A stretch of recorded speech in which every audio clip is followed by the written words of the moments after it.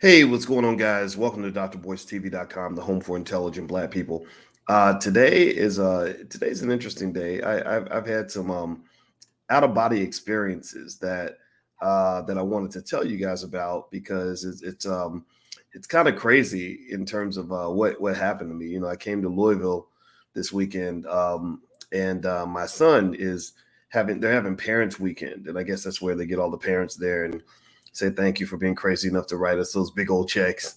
And we do all kinds of activities designed for parents, and so I decided to go and to a football game, and we went to watch the Louisville Cardinals play. Now I grew up as a big fan of the Louisville Cardinals, and I'll tell you what, it was a big thing in our family. My grandmother actually was buried in a red dress. Believe it or not, my late beloved grandmother, Felicia Couch, was buried in a cardinal red dress because she was such a fan of the Louisville Cardinals, right? So yesterday I decided to go to a Louisville Cardinals football game, and there's the Cardinals football team, and they're usually pretty mediocre. Like when I was a little kid, the Cardinals were so bad that they couldn't actually sell the tickets. They would give them the ticket. They would give the tickets to us for free, just as a like because nobody wanted them. And now things have changed a little bit. They got a little bit better. They got a little bit of swag. And so I was happy to go to a game, but mostly it was because it was parents' weekend, right? So you're just having fun. So I go to the game, right, and I had this problem with this company called SeatGeek. SeatGeek, I wish I hate being just kind of an asshole about this, but SeatGeek is this company that does they sell these digital tickets, right? So I go to SeatGeek and I order my tickets online, right? Like I'm like, okay, SeatGeek, I don't know you, but you look legit, and I need tickets to this game. So I call up SeatGeek or get on their website or their app, and I order four tickets, right? Four tickets, and I didn't want to be cheap. I wanted to get some good seats. So I got four tickets right at the 50-yard line, right? So the tickets were probably about $190 a piece. I kid you not, right? Or maybe it was 150 or something. I don't know. They weren't cheap. They was more expensive than the cheap tickets. We weren't sitting in the cheap seats. And so SeatGeek, sells me this ticket or these tickets, and I'm thinking we're good, right? So immediately after I order my tickets from SeatGeek, I get this email from SeatGeek, and I'm thinking, oh, this is the email that has my tickets in it, and it wasn't right.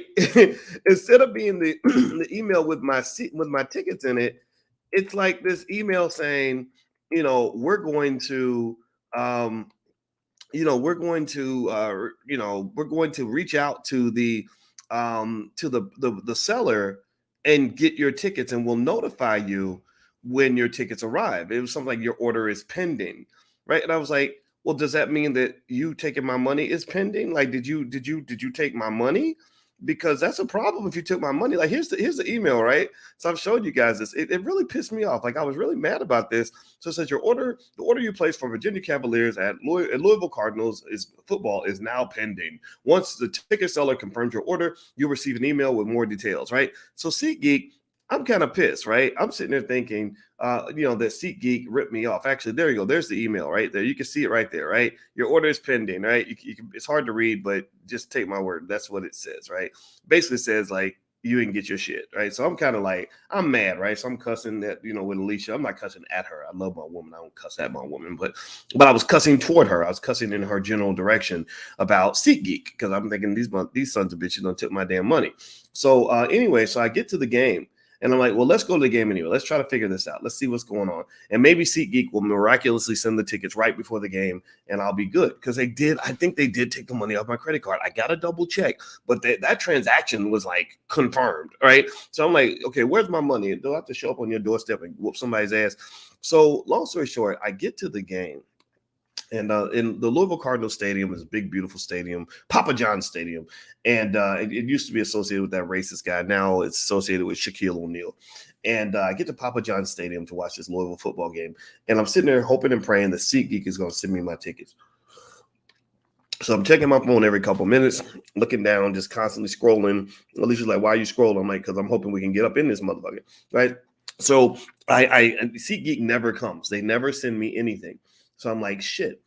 So we we had to park way out there. I didn't know at the football games that you can't really get good parking if you're not a member. I kept every parking lot I pulled up to, they kept asking me for a pass. I was like, I don't have a pass. I don't come. What are you talking about?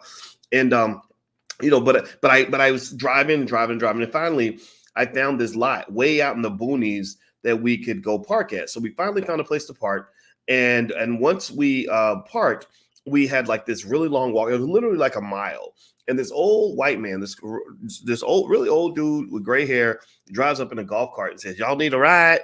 And I was like, "Yeah, we need a ride." And he's like, "All right, well, hop on in. You can ride with me." So I was like, "Okay, let's ride. Thank you, buddy. I appreciate that."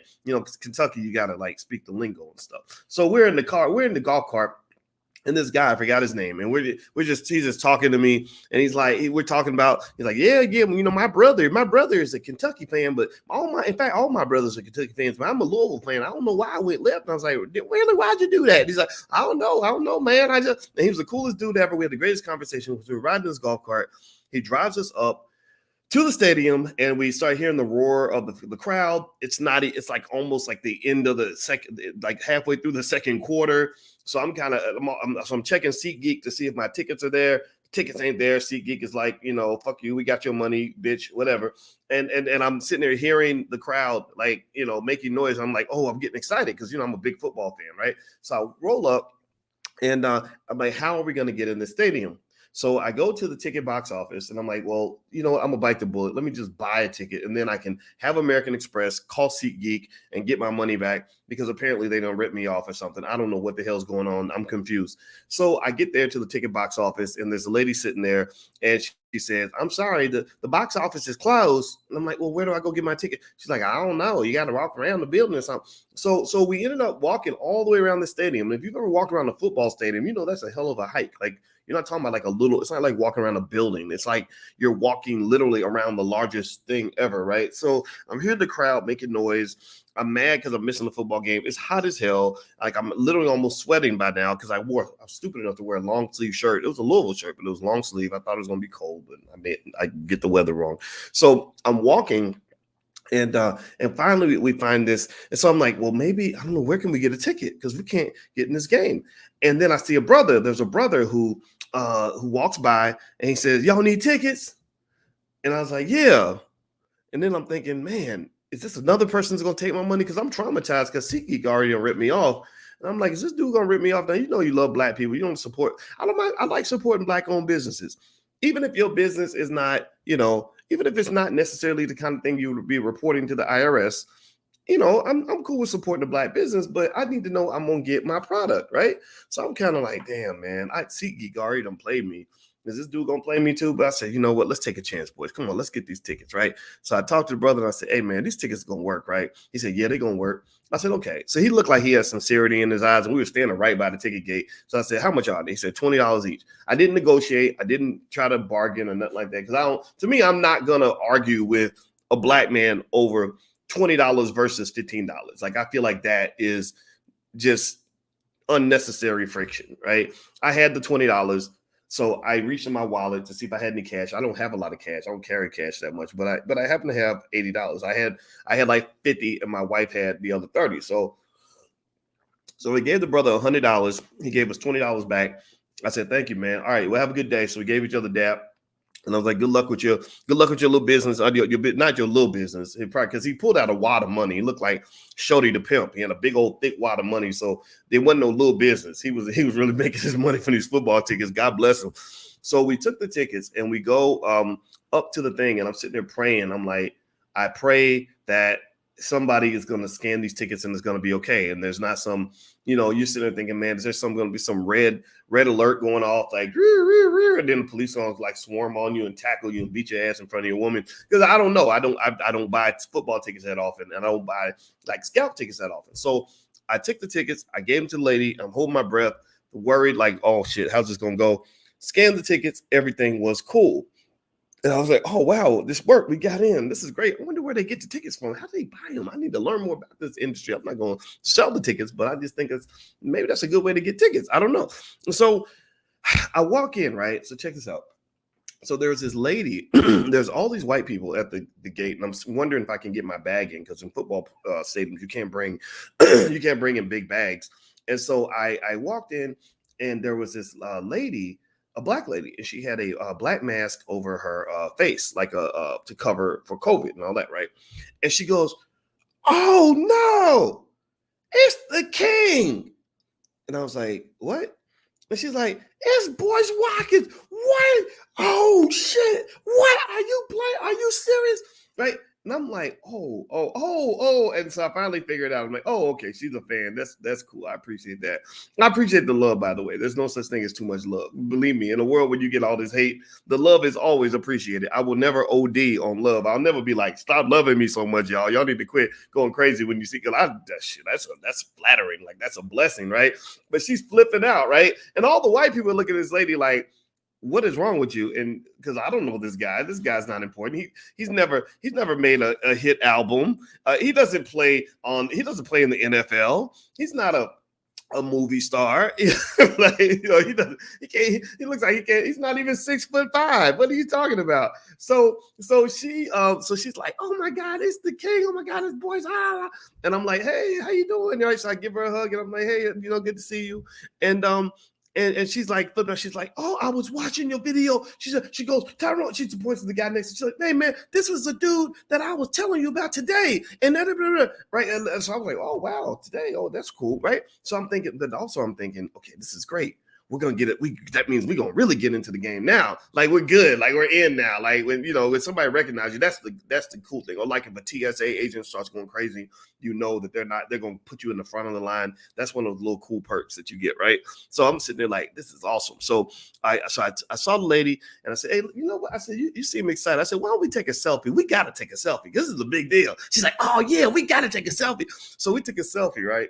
And it was funny because we had a sporting event, and she's going crazy, and everybody's wondering why. It reminded me of that episode of Coming to America, or that movie. Remember in Coming to America when the Eddie goes in the bathroom and the guy's going crazy, and he comes out and he's like bowing, like, oh my God, meeting you was the greatest moment of my life. And he's like, that's a dude I just met in the bathroom, right? So it was kind of like that. It really felt like that, right? Because she had a lot of respect, and I was so honored and flattered. And I was like, we got to take a selfie. We took a selfie, and then I bounced out, right?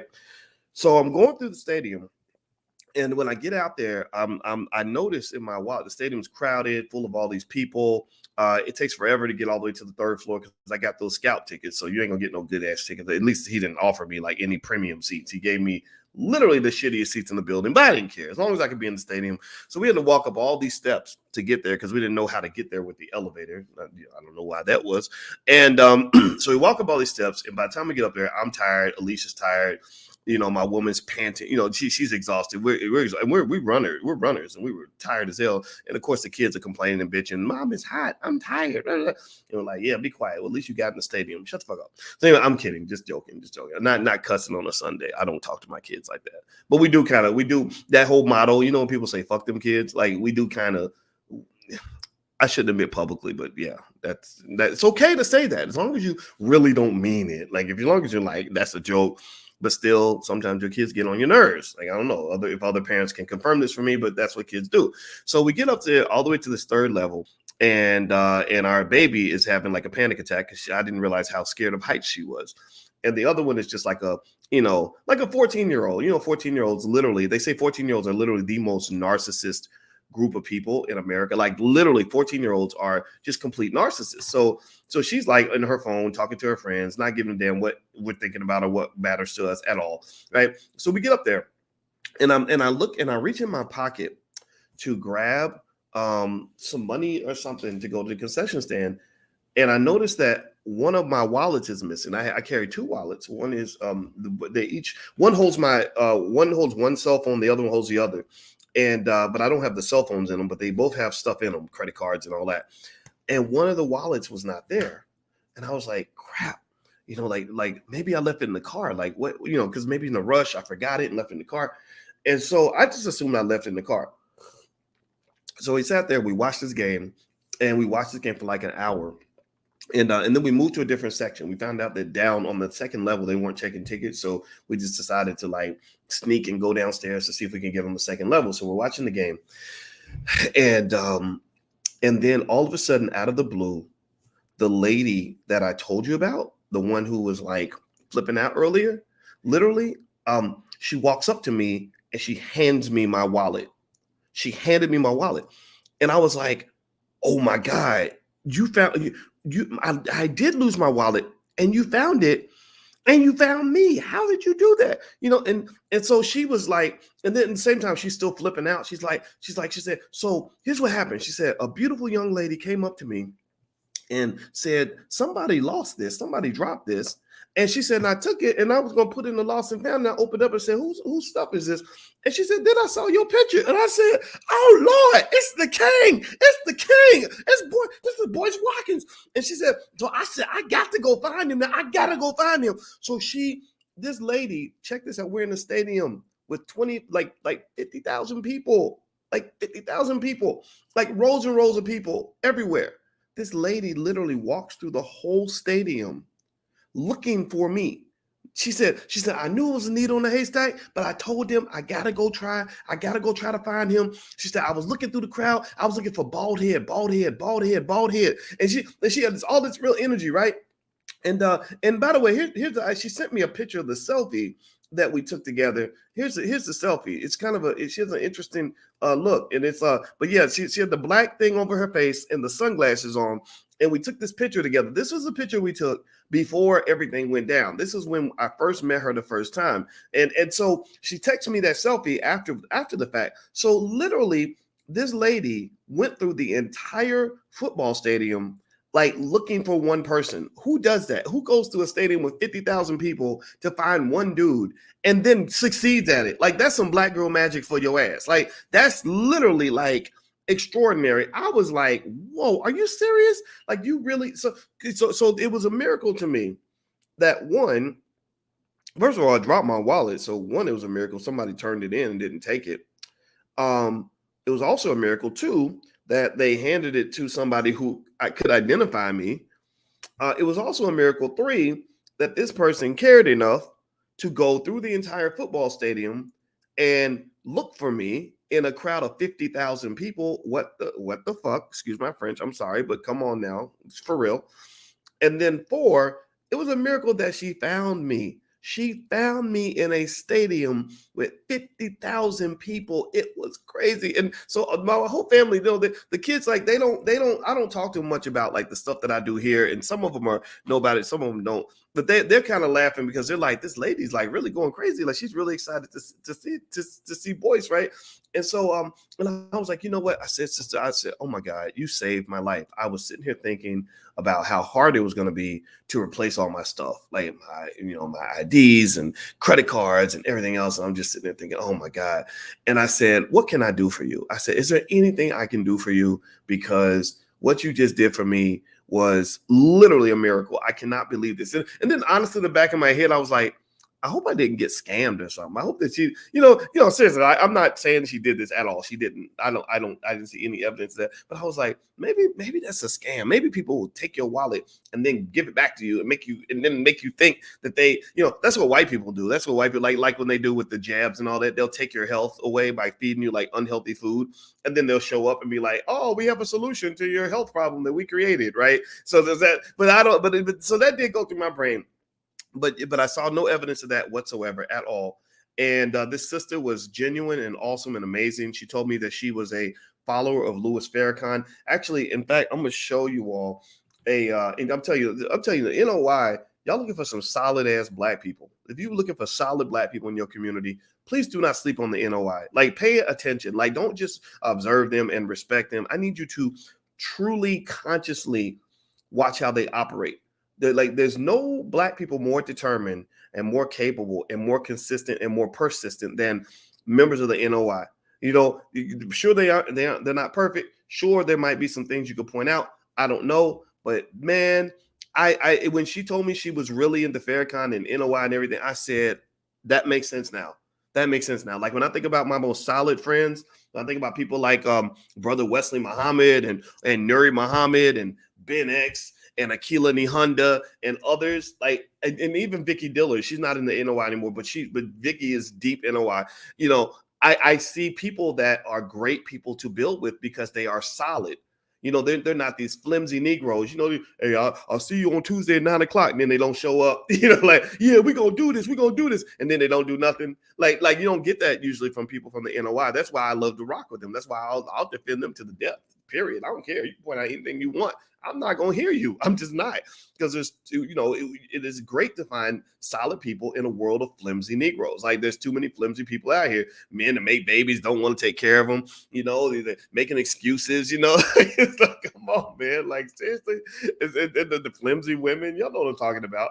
So anyway, with that said, though, so this sister like. So she sent me a list. Hold on, let me see if I can find it. Hold on, do me a favor, hit the thumbs up button while I grab this. She actually texted me because here's what I did. I said, I'm gonna give you my number. I need you to text me your information because I'm really thinking. Because here's what I said. I asked her, I said, so tell me your story, and she did mention that she was going through a struggle. She doesn't have a home right now, and she said she came all the way from Atlanta. I hope she doesn't mind me sharing this, but she came all the way from Atlanta to work this football game. And she said, yeah, and they only gave me $100, but it was okay because I was glad to just come up here and do this. And her attitude was super positive. And I said, okay, so maybe I can help with some money, right? So I texted her and I said, I said, what is your Cash App? I'd like to send you something just as a thank you because you saved me so much time and effort by helping me, find my wallet and all that. And do you know what she said? I kid you not. Check out what she said. She literally texted me back and she said, to be honest with you, I'd rather have educational materials. I kid you not. She literally said, instead of money, can you give me some educational materials? I mean, how impressive is that? How inspirational is that? You literally talking to a dude, my net worth is out there. They, all the people on the internet were gossiping about how much my net worth is. Well, just so just for the gossipers, just know that was actually a low estimate that you saw online, but I'm not going to tell you my business, but it was a low estimate. So you're talking to a guy, a wealthy guy who literally just said, what can I do for you? A lot of people would have been, trying to go as deep into my pocket as they absolutely could. And this sister literally said, I'd rather have the education. Come on now. Tell me you cannot understand why I felt the need to dedicate this whole Sunday sermon. I guess because it's Sunday and I'm preaching right now. You can understand why I dedicate this whole conversation to this sister. Her name was Janae. I think it was Janna. Tell me. I mean, and so anyway, actually, do me a favor. Hit the thumbs up button, hit the thumbs up, share, subscribe button. I'm gonna go walk over here for a minute and grab another text she sent me. I'm gonna see if I can show it or tell you about it.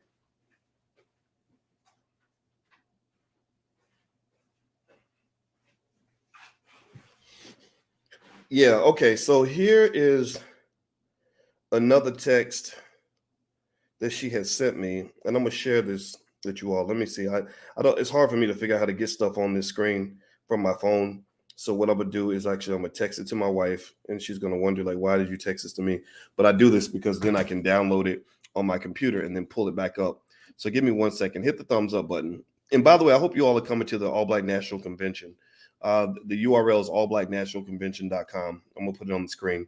It's in Orlando at the end of this month. We have over 40 experts from the Black community in a multitude of areas, from politics to crypto to relationships to everything in between. We're going to have the B1 Ball and Awards ceremony. We're going to have the backyard barbecue, but we're also going to have lots of intense training sessions and all kinds of things that will help you grow and help you learn and all that good stuff. So if you'd like to learn and come on out with us, it's in Orlando. Go to allblacknationalconvention.com. So here is. So let me show you. She sent me this text also, right, where she basically was showing me who her top 5 influences are. And she put Farrakhan and Elijah Muhammad, brother Ben X, brother Rizza Islam. Rizza's going to be at the All Black National Convention. I can't wait to see him.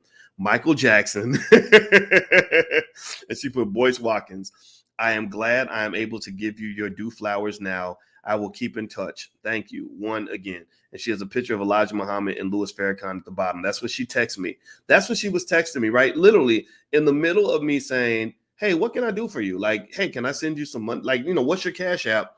She literally is texting me, her values and her beliefs. Like I really thought that was really inspirational. And so this sister, I literally sitting there kind of stunned about what just happened, and my wife and I couldn't believe it, and we had a lot to talk about later on, in terms of just kind of what that what that day meant, and all this other stuff, and it just really to me just spoke to the fact that, number one, there are so many good people in the world, and it reminds me not to always be so cynical. When things piss you off or when bad people do bad things, there are a lot of good people who do good things, and this woman did a wonderful thing. Two, in case you're wondering, I am going to be following up with this sister. Like I said, I'm your friend now. I am in your phone. You can text me, hit me up. Don't call me so much because I don't talk on the phone. I'm not a phone talker. It's hard to do, but text me. And if there's something I can do to help you, like, let me know. I'm actually just bought some property in Atlanta in the Black Business School. We just got an office in the Black House. So we decided to put some space or get some space from Jay Morrison, the Tulsa Fund, in the Black House.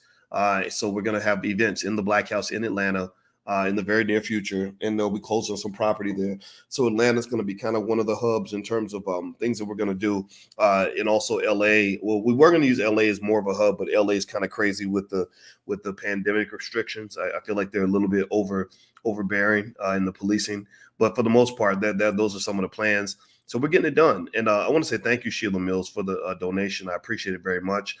And so that's my story, right? That's that's what happened. Let's see. Somebody says, RB, thank you for your donation. Dr. B, you pour so much into the community in immeasurable ways. This was karma. Well, I appreciate that. I appreciate you saying that. Thank you so much. Let me see here. Did you get your money back from those people that took your money? You know what, Della? I still haven't heard from SeatGeek. And I'm not out here trying to bash nobody. Maybe I missed something. Maybe I made a mistake somewhere. But they need to do something about that. I mean, I bought those tickets under the assumption that I would own the tickets after I gave you my money. So I'm going to go check my credit card statement to see if there was like a refund or something. But literally, I still never got those tickets. So I'm not telling you not to use SeatGeek, but I am telling you my honest, genuine experience that I had with SeatGeek. And it kind of upset me a little bit. I'm still a little mad about it. But either way, though, that's what it is. And so don't forget, everybody, the All Black National Convention is going to happen this month. It's going to happen in Orlando. You can go to allblacknationalconvention.com to see all the people that are coming. Dr. Wesley Muhammad, actually, this flyer still has him on it. He shouldn't be there because he's not coming. But Dr. Wesley Muhammad is family, and I'll bring him on the platform at some point soon. Dr. Claude Anderson, of course, Rizza Islam, a lot of other great people. Their brother King Randall, who bought all that land down in Georgia, who opened the school with literally pennies on the dollar. My wife, Dr. Alicia, Dr. Adrian Carter, attorney Nicole Compton, who's one of the leading business startup specialists in the country. So we're going to cover everything from health to wealth to relationships to politics to cryptocurrency. We got crypto experts like Carla Ballard coming by. We're gonna have panels on the black male athlete, the brother that was just in the Olympics, who got fifth, Ronnie Baker. Is coming by. He was fifth place in the Olympics, but I think Ronnie is one of the top 3 fastest men on the planet. He's actually beaten the fastest man on earth, and when he was running fast, it wasn't a bad day for him or anything. So long story short, the convention is going to be awesome. So I hope you'll join us. You can actually go to allblacknationalconvention.com. And if you want to catch the audio version of this podcast, you can go to the drboycebreakdown.com. So feel free to go there as well. All right, guys, I'm out of here. Have a good day. Thank you for listening. This was such a fun story to tell because I was really inspired by what I saw from the sister. And I encourage you to use that inspiration as you go through your own life and your own troubles and stuff like that. I saw a sister who literally told me she was homeless, and she had the energy and the happiness and the spirit of a person who was a multimillionaire. So I don't care how much money she had in her pocket. She had $1 billion in her spirit. Her spirit, that energy what made her a billionaire in my view. And if I can help her, help her succeed in any way, I'm going to tell her that. Like, what can I do to help you? And I tell you, if you bless the world will bless you back. So keep blessing other people, keep being a good person, keep making the world better for other people, and I promise you that does come back to you. All right, so I'm out of here, guys. Please hit the thumbs up, share, subscribe button, and those are the B1 t-shirts that we put together. You can buy them at the convention if you want, or if you want to get one now, you can actually go to wokeblacktees.com, WOKE, wokeblacktees.com. So feel free to go to wokeblacktees.com and take a look, and you can get a B1 t-shirt. There's a URL on the screen. All right, guys, I'm out of here. Please have a great day. God bless you. Love you. I'll see you soon. Peace.